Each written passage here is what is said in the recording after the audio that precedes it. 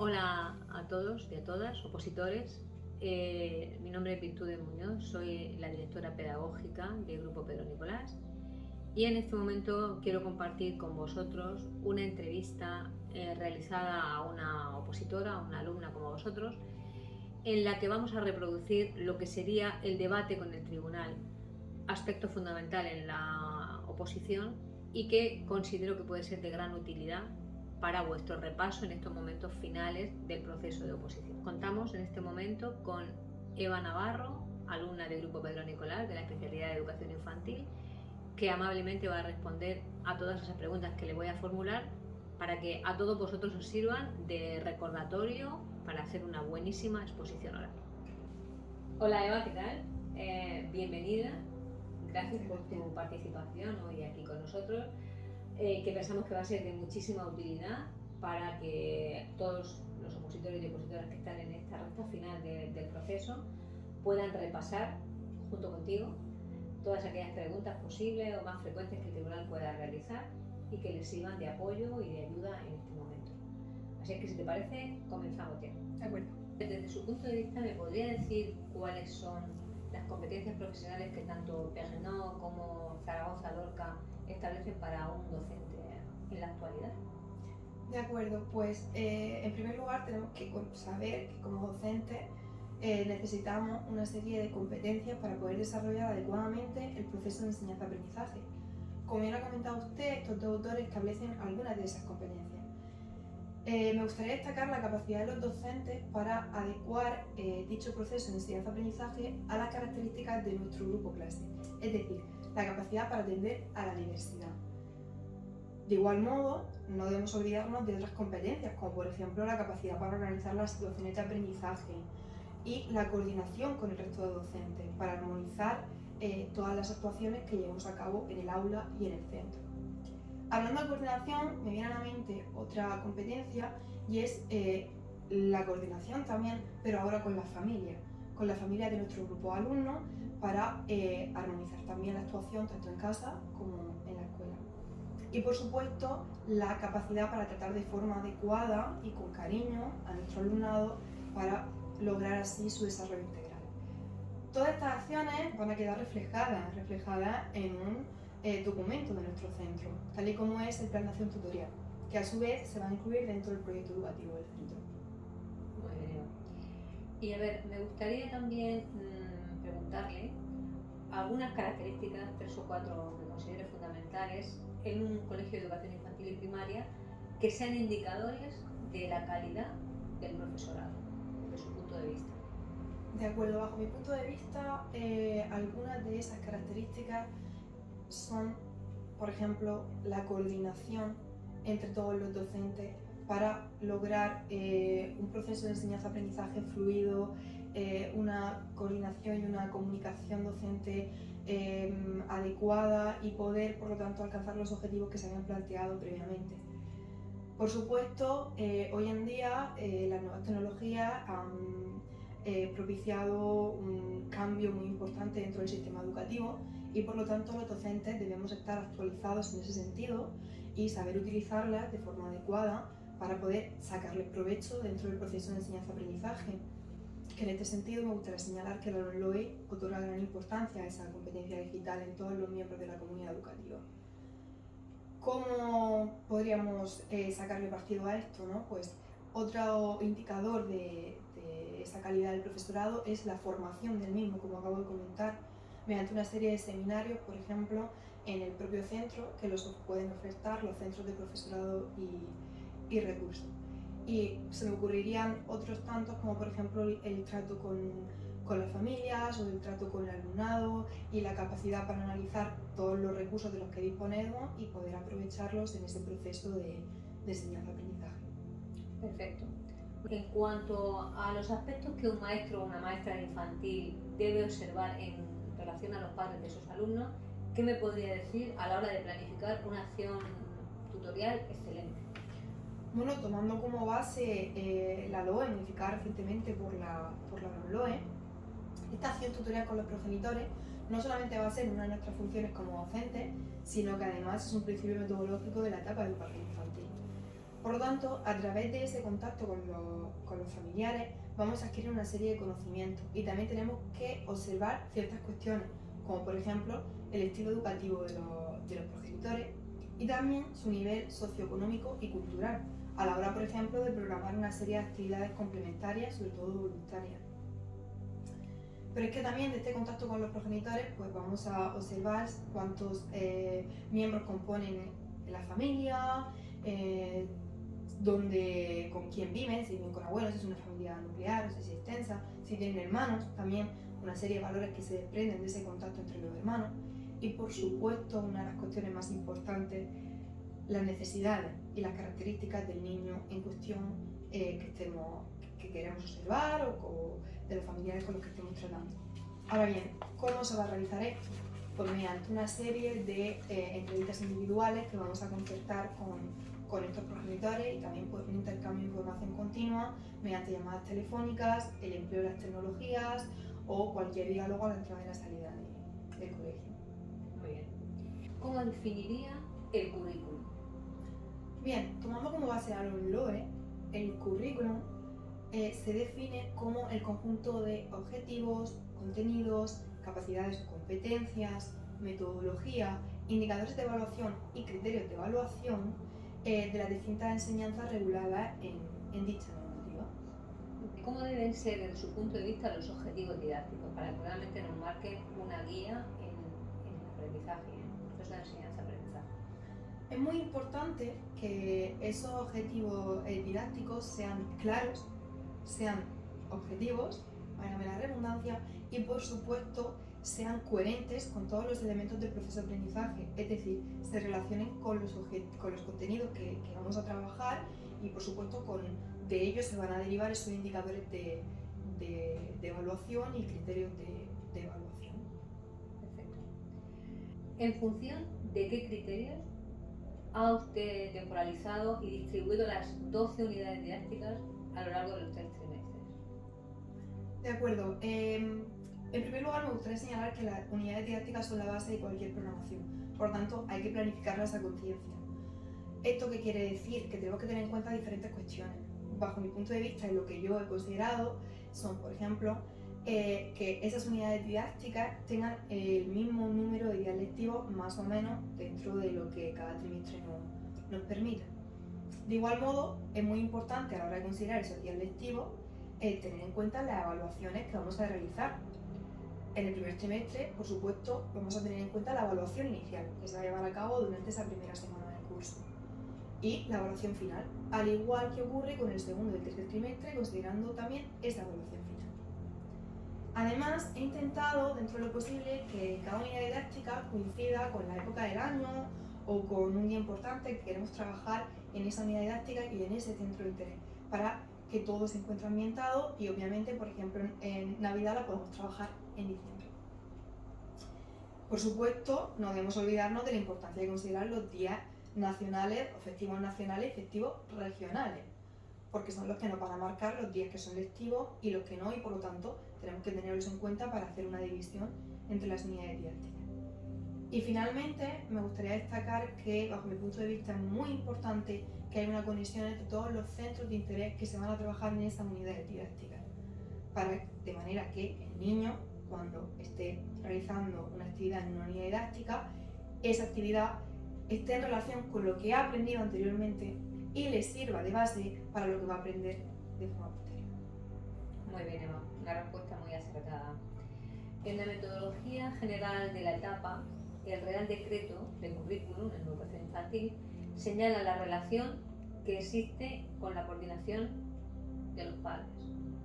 ¿La podría justificar, por favor?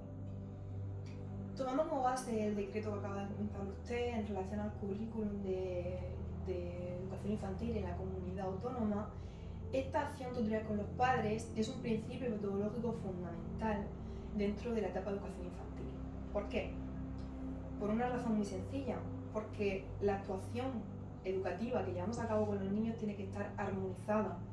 Los familiares son los principales educadores y responsables de esa educación de los niños. Por lo tanto, como docentes y desde la escuela, tenemos que confiar en sus decisiones y tenemos que tenerlos en cuenta.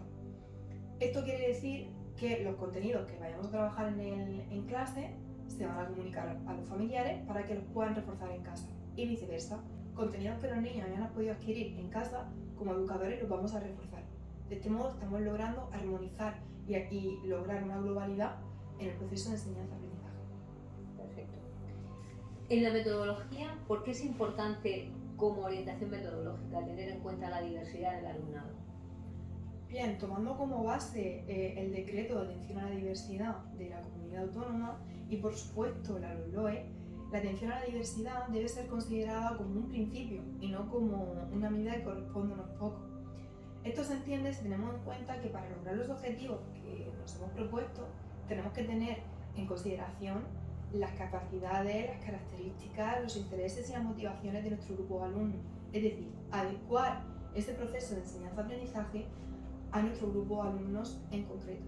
De esta manera se va a potenciar ese desarrollo integral de los alumnos y también la consecución de las capacidades y de los objetivos que nos hemos propuesto, porque estamos acercando ese proceso de enseñanza al propio alumnado. Desde su punto de vista, ¿qué tipo de actividades nos ayudan a los maestros a poner en práctica el aprendizaje significativo? De acuerdo, en primer lugar, el aprendizaje significativo es considerado un principio metodológico muy importante dentro de esta etapa, según cómo establece el decreto del currículum de la comunidad autónoma. El aprendizaje significativo consiste en relacionar los nuevos contenidos que vamos a trabajar con el grupo de alumnos con los conocimientos que ellos ya saben o las ideas que ellos ya poseen sobre ese tema. No obstante, hay una serie de actividades que van a propiciar ese aprendizaje significativo. Por ejemplo, las actividades de conocimientos previos. Obviamente, este tipo de actividades nos va a permitir comprobar o conocer lo que los niños conocen, válgame la redundancia, sobre un tema en concreto. Esto, a su vez, como docente, nos va a servir para establecer un nivel de exigencia adecuado en el proceso de enseñanza-aprendizaje y, por lo tanto, propiciar ese aprendizaje significativo. Pero es que además, para que se produzca el aprendizaje significativo, es muy importante que el alumnado esté motivado. Por lo tanto, esas actividades de motivación también nos van a ayudar a lograr ese aprendizaje significativo, pues teniendo en cuenta los intereses y motivaciones de los niños y realizando como todas las actividades que se van a llevar a cabo en esta etapa, esas tareas motivadoras que permitan a los niños trabajar pues esa función ejecutiva de la motivación que señalaba Tomás Brown. De igual modo se me ocurren otras tantas, como por ejemplo el trabajo por proyectos, ya que se trata de un conjunto de tareas que los niños van a realizar de forma grupal para resolver un problema real en el cual se encuentra interesado. No obstante, se utiliza también ese aspecto motivacional para lograr una serie de aprendizajes. Y finalmente me gustaría señalar la metodología de los rincones, donde los niños también van a ser protagonistas de su propio aprendizaje y a través de la observación, la manipulación, la asociación, la expresión, van a poder adquirir una gran cantidad de conocimientos de manera muy manipulativa y visual y por lo tanto fomentar ese aprendizaje significativo. Se nota que conoce usted a fondo el aprendizaje significativo. ¿Cómo entrenas a un niño tutor para que tenga en cuenta la enseñanza tutorada con su compañero? Bien, la enseñanza tutorada. ¿Qué es la enseñanza tutorada? Tomando como base el decreto de atención a la diversidad de nuestra comunidad autónoma, esa enseñanza tutorada es una medida ordinaria que se va a incluir dentro del plan de atención a la diversidad, que consiste en, obviamente, un niño con mayor motivación por el aprendizaje, por ejemplo, va a ayudar, va a tutorizar a otro niño que presenta algún tipo de dificultad o que simplemente en ese momento necesita un poco más de apoyo, ¿no? No obstante, tomando esto como base, es necesario entrenar al niño que va a tutorizar, pero tenemos que tener en cuenta también otras cuestiones. En primer lugar, que exista una armonía o una complicidad entre los dos niños que van a trabajar juntos. Por supuesto, al niño que va a tutorizar le tenemos que pedir si quiere ayudar a su compañero. Igual que al niño que va a ser ayudado, le vamos a decir si quiere que su compañero le ayude.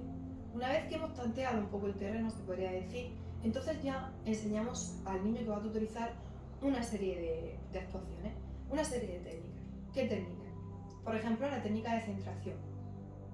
Esto quiere decir que cuando el niño está realizando la tarea se despista, pues el otro niño que tutoriza llama su atención de alguna forma, de modo que vuelva a centrar esa atención en la ficha que está realizando. Cuando además tiene que realizar la ficha con un determinado color y el niño que es tutorizado se equivoca al elegir el color, el niño que tutoriza le va a decir, fíjate bien en el color, por ejemplo, que llevas en la camiseta, que es el color que tenemos que coger. Entonces está haciendo una estrategia de corrección, pero sin decirle al otro niño, obviamente, que lo está haciendo mal. Y otra de las técnicas que podríamos enseñarle es las técnicas de actuación. Una técnica de actuación, cuando el niño termina la tarea, pues decirle que tiene que ir a enseñárselo a la maestra, por ejemplo, a nosotros como docentes, porque nos vamos a poner súper contentos de ver lo bien que lo has hecho. Esas serían algunas de las técnicas que podríamos considerar a la hora de entrenar a ese niño tutor. Estupendo, muy bien. Bien, continuamos con la siguiente pregunta. ¿Cómo me definiría un desdoblamiento de grupo? De acuerdo, el desdoblamiento de grupo también es una medida ordinaria que podemos tener en cuenta como docentes y además se incluye dentro del Plan de Atención a la Diversidad según como establece el decreto de atención a la diversidad de nuestra comunidad autónoma. El desdoblamiento de grupo consiste en dividir al gran grupo en pequeños grupos heterogéneos, en este caso, por ejemplo, en 2 grupos heterogéneos. ¿Qué nos va a permitir esto? Pues obviamente no solo fomentar la participación de todos los alumnos en las actividades que se puedan realizar, sino también personalizar mucho más la enseñanza, porque vamos a poder atender de manera más individualizada las necesidades de cada niño. Pero ¿esto cuándo se puede realizar? Cuando cuento, por ejemplo, con la presencia de la maestra de apoyo o con la ayuda de la maestra de apoyo. La maestra de apoyo se va a quedar con un grupo, por ejemplo en la biblioteca, realizando un cuentacuentos, y yo, la otra mitad del grupo, los traeré, por ejemplo, al aula Plumier para realizar una actividad sobre las tecnologías de la información y la comunicación. Terminados los 45 minutos, cambiaremos de espacio y cambiaremos de grupo. En eso consiste el desdoblamiento. Muy bien. A la hora de defender su programación didáctica y su unidad, ha estado hablando de los agrupamientos que tiene previstos. Me gustaría que incidiera un poquito más en ese aspecto, que justificara los agrupamientos. Bien, pues los agrupamientos deben ser flexibles, tal y como recoge el decreto de nuestra comunidad autónoma sobre el currículum de esta etapa, que además lo señala como un principio metodológico dentro de la etapa de educación infantil. No obstante, yo en mi programación, como ya ha comentado usted, he combinado esos agrupamientos ¿para qué? Para lograr el desarrollo integral del alumnado. Estos agrupamientos son el trabajo individual, de modo que los niños van a adquirir esa responsabilidad individual a la hora de realizar, por ejemplo, una tarea, y van a ser conscientes de sus propias limitaciones y sus propias posibilidades. También es importante el agrupamiento en pareja, como por ejemplo sería la medida ordinaria de la enseñanza tutorada, de modo que se inicie ya el alumnado en esa ayuda mutua y en esa importancia de cooperar. Si damos un pasito más, encontramos el agrupamiento en pequeños grupos, por ejemplo en mesas de trabajo, a la hora de realizar un dominó grupal o a la hora de realizar cualquier actividad en los rincones. También se puede utilizar estos pequeños grupos a la hora de realizar un proyecto, de modo que los niños van a ser responsables de su propio aprendizaje y van a tener que cooperar con todo lo que ello conlleva, la toma de decisiones, el reparto de roles, consensuar. Y finalmente encontramos el agrupamiento en gran grupo, es decir, todo el grupo clase. Esto, por ejemplo, se desarrolla en la asamblea, cuando estamos realizando las rutinas diarias y cuando realizamos alguna pequeña lluvia de ideas o alguna actividad de psicomotricidad o algún taller grupal. Y es que es cierto que me olvidaba de un agrupamiento, que es el más grande que un gran grupo, es decir, 2 clases juntas, como por ejemplo sería 5 años A y 5 años B. ¿Cuándo se va a desarrollar esto? Pues en alguna actividad complementaria que se pueda programar a lo largo de cualquier trimestre. Muy bien. A la hora de establecer el horario del grupo, ¿qué criterios ha tenido en cuenta? Bien, el horario de nuestro grupo o de mi grupo concretamente, debe ser flexible. Debe ser flexible porque se tienen que considerar todas las necesidades de nuestros alumnos, de modo que cada niño realice en cada momento lo que necesita hacer. De este modo también se va a atender a esos ritmos de aprendizaje de todo el grupo de alumnos y por lo tanto a esa atención a la diversidad que comentábamos anteriormente dentro del aula. Concretamente, Igualmente, a la hora de organizar mi horario, pues he tenido en cuenta diferentes cuestiones, como por ejemplo las áreas principales de trabajo en las que se van a basar las distintas tareas que realicen los alumnos, aunque no debemos olvidar el carácter globalizador de esta etapa, por supuesto. También he considerado otro aspecto como son los apoyos que van a tener esos niños, tales como la presencia del maestro EPT 3 veces por semana en el aula ordinaria o la maestra de AL en el aula específica. Además, en el horario se reflejan todos los días una hora, a excepción de los miércoles, que va a ser media hora, por lo que comentaré posteriormente, dedicado al trabajo en gran grupo, por lo tanto a la asamblea. Digo que los miércoles son media hora porque la otra media hora va a intervenir la maestra de AL realizando tareas con todo el grupo de alumnos para prevenir cualquier dificultad que puedan presentar en el lenguaje. Además, pues, por supuesto, tener en cuenta realizar actividades de psicomotricidad, de expresión corporal, de expresión plástica, de creatividad, de lógico-matemática, de lectoescritura y combinarlas todas de modo que las de mayor peso estén normalmente siempre a primera hora a primera hora de la jornada, ya que el nivel de concentración del alumnado va a ser superior al que podemos encontrar al finalizar la jornada escolar. Estupendo. Por otra parte, dentro del horario, hablando del horario y profundizando en ello, ¿me podría comentar a qué dedica las 25 horas lectivas semanales? Bien, las 25 horas lectivas semanales las voy a dedicar al trabajo, por supuesto, en ese proceso de enseñanza-aprendizaje. En esta hora me gustaría destacar 2 horas y media destinadas a la vigilancia de patio, por supuesto, pues a salir al patio con mis alumnos y a realizar pues, una serie de actividades con ellos. También encontramos, en mi caso en concreto, porque estoy en una programación de 4 años, 1 hora y media dedicada al apoyo al maestro de inglés. Digo en mi caso concreto porque en el caso de 3 años no va a ser 1 hora, o sea, no va a ser 1 hora y media, sino que va a ser 1 hora, es decir, 2 sesiones de 30 minutos. Pero volviendo a mi programación, sería 1 hora y media dedicado a ese apoyo de inglés y por lo tanto 2 sesiones de 45 minutos. También encontramos otra hora y media, que ocurre igual que hablábamos con la asignatura de inglés, con la asignatura de religión, en mi caso alternativa a la religión, en 2 sesiones de 45 minutos. Y, por supuesto, 1 hora de tutoría sin alumnos y el resto de horas, 18 horas y media, dedicadas a actividades de las distintas áreas. Lógico-matemática, escritura, expresión plástica, expresión corporal. No obstante, estas 25 horas lectivas que comentábamos, bajo mi punto de vista, están bien equilibradas y en todas ellas se pretende alcanzar la finalidad de esta etapa, como es el desarrollo integral del alumnado y por lo tanto la armonía en el proceso de enseñanza-aprendizaje. Bueno, creo que controla usted muy bien los tiempos. Por otra parte, a la hora del espacio, de organizar los espacios, ¿de qué manera justifica la utilización que ha hecho de ellos en su programación didáctica? De acuerdo, es muy importante tener en cuenta que la organización de los espacios es un principio metodológico que recoge el decreto sobre el currículum de nuestra comunidad autónoma. Tomando esta afirmación como base, es fundamental que como docente tenga en cuenta la organización del espacio en función de las actividades que voy a realizar.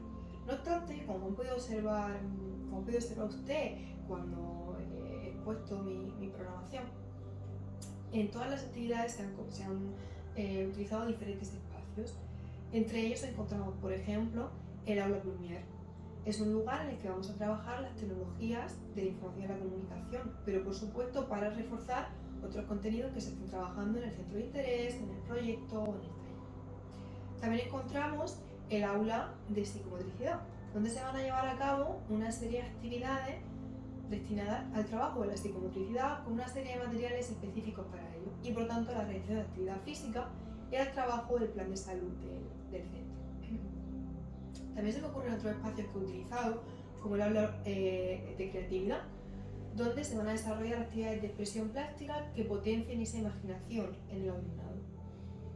Además, puedo considerar el patio a la hora de realizar actividades al aire libre, porque se trata de un ambiente natural en el que se van a adquirir una serie de aprendizajes. La sala usos múltiples también la he considerado, donde voy a realizar actividades que por falta de espacio no pueda realizar en el aula ordinaria. Y he dejado el aula ordinaria para el final porque creo que es muy importante.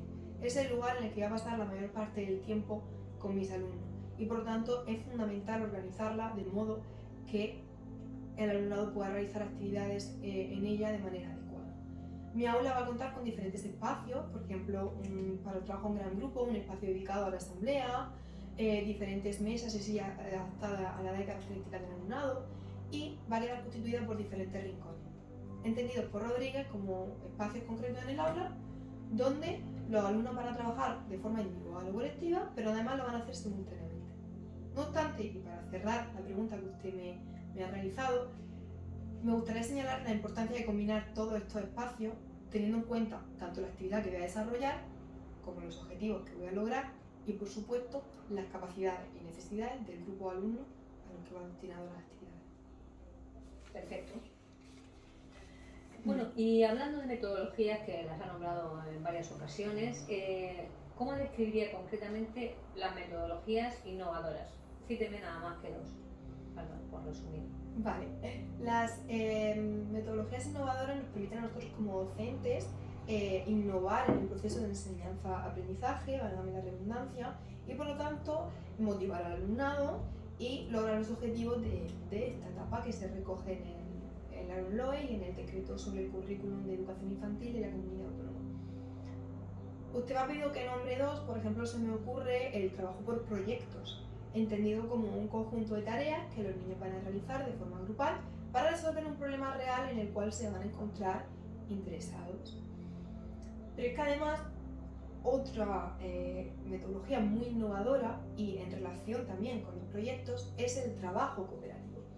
En este sentido me gustaría hacer una reflexión, y es que todo trabajo cooperativo es trabajo en equipo, pero no todo trabajo en equipo es trabajo cooperativo. ¿Qué quiero decir con esto? Que un trabajo en equipo es aquel en el que hay un grupo de alumnos, cada alumno va a realizar un aspecto en concreto para llegar a un objetivo final, por ejemplo, realizar un mural. Cada niño realiza un dibujo y lo pega en su mural. Vale, es un trabajo en grupo porque al final han logrado hacer el mural. Pero el trabajo cooperativo va más allá. En el trabajo cooperativo, cada niño o docente tiene una función específica y además tiene que conocer la función de su compañero, de modo que si cualquiera de esas funciones falla, no se va a lograr este objetivo final, no se va a llegar al objetivo que se pretende. Por lo tanto, se potencia esa responsabilidad individual y también esa ayuda mutua. Muy bien. Bueno, y hablando también de relaciones interpersonales, ¿cómo conceptuaría usted el acoso escolar? El acoso escolar es muy importante y como docentes tenemos que estar concienciados de ello.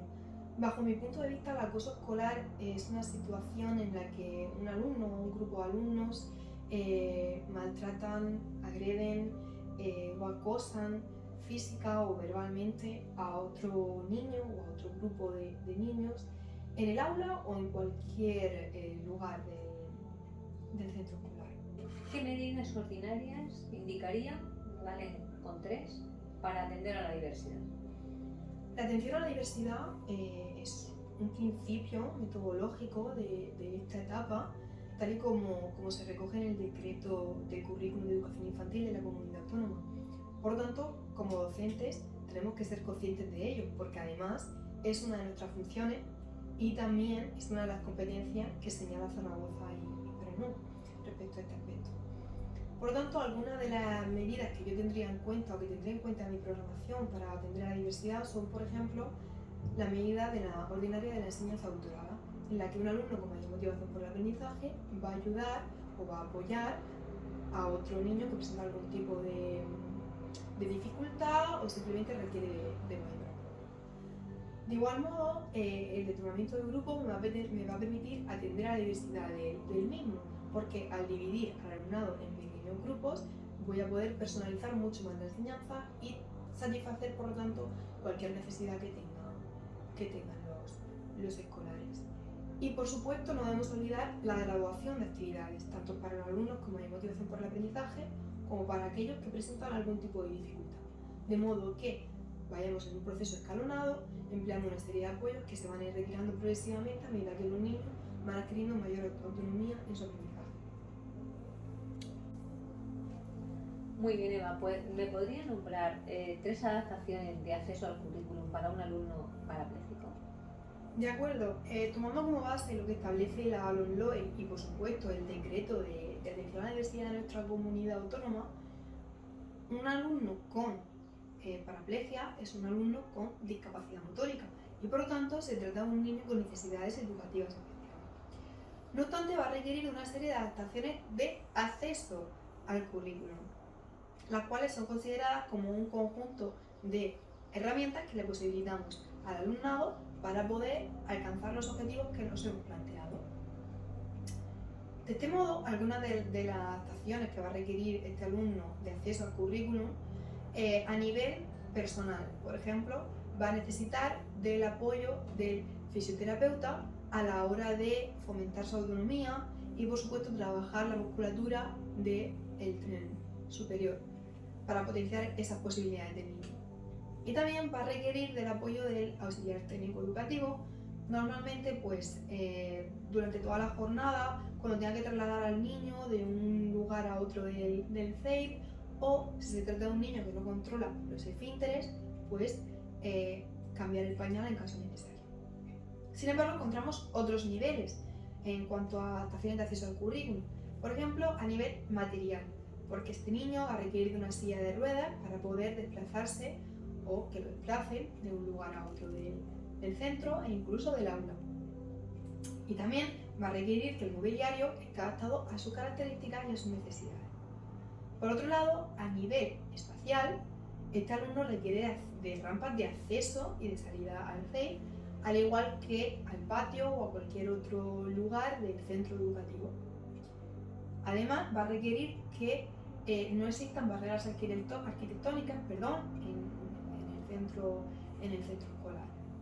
Finalmente, me gustaría señalar otra adaptación en cuanto a este alumno, que ya no es de acceso al currículum, sino que debemos tener en cuenta que este alumno, al no poder utilizar sus miembros inferiores, si vamos a trabajar con él a alguna actividad en la que, por ejemplo, los discentes tengan que correr, ese contenido se va a sustituir por otro más acorde a las capacidades del niño. Por ejemplo, dar 3 palmadas. No obstante, se está potenciando las posibilidades del discente en cuestión, adaptando el contenido a sus capacidades y siendo, por tanto, una adaptación curricular no significativa.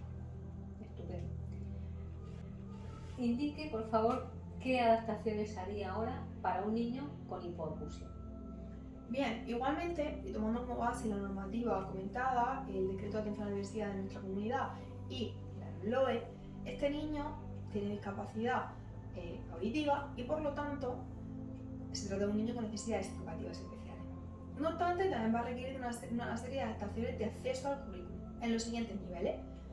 A nivel material, ya que requiere de una serie de pictogramas para poder comprender mejor la información lingüística. También material auditivo, como es el audífono, que le permite procesar mejor esa información verbal.